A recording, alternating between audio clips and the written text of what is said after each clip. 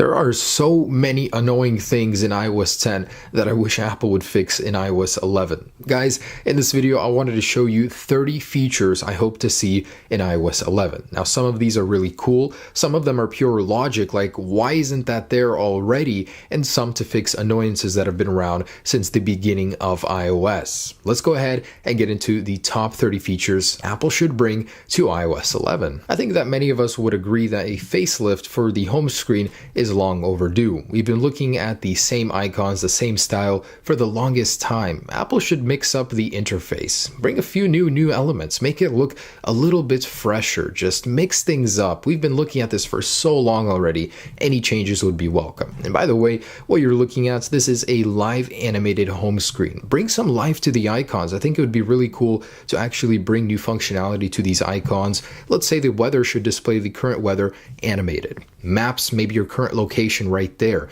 Messages, just show you who sent you the newest message. Just an idea. Bring some life and animation to the icons. I think it would look really cool. I mean, if you don't want to redesign the actual icons or the look, at least let us set a custom font. I think it would be great to be able to set a custom font, as that will be reflected everywhere in the OS, and you'll get a nice clean look. No matter what you're doing, you're going to be able to get a new font everywhere. And it does give a fresh look. So going alongside that, one of the most popular, most requested features that I have been hearing about and that I want even is a completely dark night mode. So we have these completely black iPhones now, jet black, matte black. What better way to go ahead and go alongside that than to reflect that in the OS with a completely black OS like this? No matter what you're doing, whether you're in the App Store looking at apps, whether you're messaging someone, there's a bright white background everywhere. And to have a new dark one reflected would be super, super cool. In music, even everywhere. It just looks so good. So iOS is quite mature. It's in its 10th year, yet the fact that when you change your volume, it obstructs your vision has been completely overlooked all this time. Whatever media, whatever thing you're looking at, whatever you're doing, it's just there persistently annoying you. Why can't we get rid of that with a very, very clean look just like this? Put it up in the status bar, just like Snapchat and YouTube do. I mean, all the big apps know it's annoying and do that already. Please, Apple. So why can't our huge iPad-sized iPhones do this? Every phone on Android 7.0 can already do this split screen multitask and be able to do two things at once. I mean, we have the RAM, we have the power, we have the screen size. Apple, it's about time. Bring split screen over to iOS 11. In the same vein, why can't we get picture-in-picture, especially in YouTube or other areas where we're watching videos, to be able to play video while doing anything else, multitasking, messaging, having videos somewhere just playing so you can listen to it and do two things at once? I think that would be really, really cool. Now, I think it's ridiculous that we still can't lock individual apps. This is one of the most useful things I could ask for, to be able to lock individual apps, have your secrets hidden from anybody. Now, phones are getting bigger, and frankly, one-handed support for them is abysmal. That's all you get. It just brings the screen down a little bit.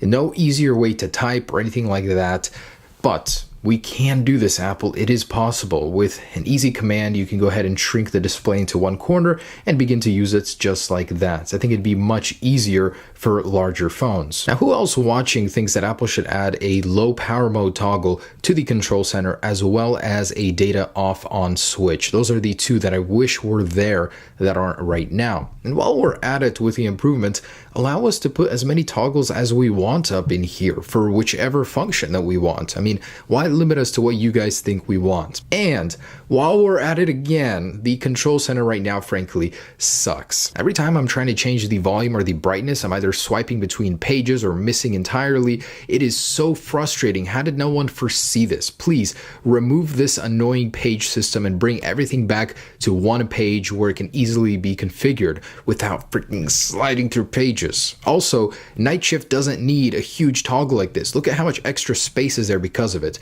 Make it compact, make it cleaner, and all on one page. Now, I do like how Apple has been adding more 3D Touch support, but let's add even more to the upper row of the control control center. So from in here, we can change Wi-Fi settings, we can alter Bluetooth settings, just any of the relevant controls, add 3D touch toggles to them so we can modify them easily here with Control Center. And being able to just hold on the button and be taken to the setting for it would also be very neat. We still can't rename individual Bluetooth devices. I mean, how difficult can it be to go ahead and program something like this in here to edit the name? And having a number row on top of the letters is incredibly useful. I hope they add something like that in iOS 11. Apple, please let us set default apps. It would be so nice to be able to open up a link in the browser of choice or even a map in application I like to use. Now, Snapchat is a 90 megabyte application. On my phone, it's taking up 630. What? Is this the NSA harboring files on my device? I think there should be an easier way to clear your app cache, and right now, currently, there isn't. The only way is to delete the app and reinstall it. That's why we should be able to easily clear the cache on individual applications just like that. I think Apple should add new wallpapers. They've only been taking them from us in every single version instead of adding new ones, so a lot more dynamic still and live wallpapers would be very welcome. Now, Apple says there's really no benefit in clearing out the app switcher physically. I disagree. There's something about having a clean app switcher that I like, and being able to do that with one click of a button is nice, so I hope they add that. Now, the iPhone supports GIFs in messages, but for whatever reason, we can't look at them in our photos. They just show us a still image. So being able to actually play GIFs in the photo application would be very, very nice. I don't know why that's not already a default option. Now, this one is in my top 3 most frustrating things about iOS. The fact that we cannot change our camera settings from within the camera. We have to go into settings for that. How convenient would it be to be able to change our resolution, our frame rate from in here? Much, much better than the current system. Now, I would really appreciate it if Apple were to bring back slide to unlock via an option that you can select in settings. Now, I get it. Click home to unlock is a little more intuitive, but still, it's nice to have that classic touch to your iPhone with slide to unlock. Now, it would be really nice to be able to get faster animations. With faster animations, you're able to launch and close applications faster. For whatever reason, Apple has a very delayed animation currently in iOS 10. Now, I really wish Apple would improve Siri to be more accurate, more contextually aware, and most importantly of all, have some basic functions and settings she can change in offline mode. Now, I am grandfathered with Verizon's unlimited data, and to have a 100 megabyte limit on applications I can download over LTE is a little bit ridiculous, so please get rid of that. Now, I think Apple could do so much better with notifications, both in look and functionality, so to be able to organize them by app instead of just having them by time, also being able to expand and collapse them like this, it looks really, really good, so just take a little time to put more effort into notifications. And just like on Android, being able to put applications wherever I want them on the home screen, instead of having them organized just the way Apple wants them, it'd be nice to have some customization in this. It really bothers me the fact that in cellular, our apps aren't organized by the amount of data they use, but by the name of the app. What? And I wish Apple would let us put a hard data limit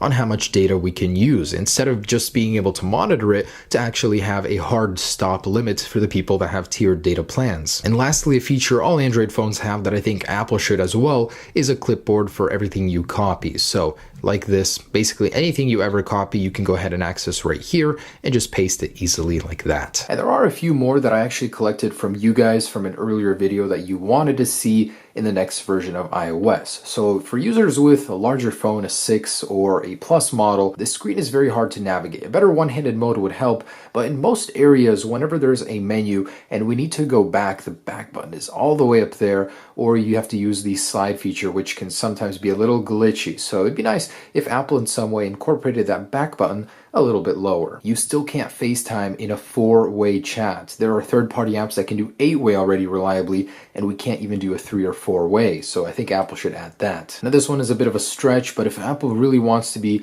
taken seriously with their cameras, I think native RAW support for photos should be added. So to take photos in the highest possible quality for them, and as phones are getting more and more storage, like 256 gigabytes, it's only natural that an option for that should be added. Handoff for Apple Music. You're playing a song, you walk into your house, turn on your Apple TV. That song should be able to continue playing on a computer, on Apple TV, whatever it is you're doing. That continuity feature just isn't there right now. An app drawer would be nice, so for the people that have a ton of apps all over the place, having them organized in one place just like this would really be nice instead of having to scour and look through all of your folders and jumbled applications. To be able to actually have true Bluetooth support would be nice. And I mean sending actual files to computers, PCs, not just from iOS device to Mac or other iOS devices, being able to send files to another Android phone and a computer in general. NFC access. How cool would it be to be able to unlock your pool with your phone? To be able to unlock that NFC access and copy your NFC cards into it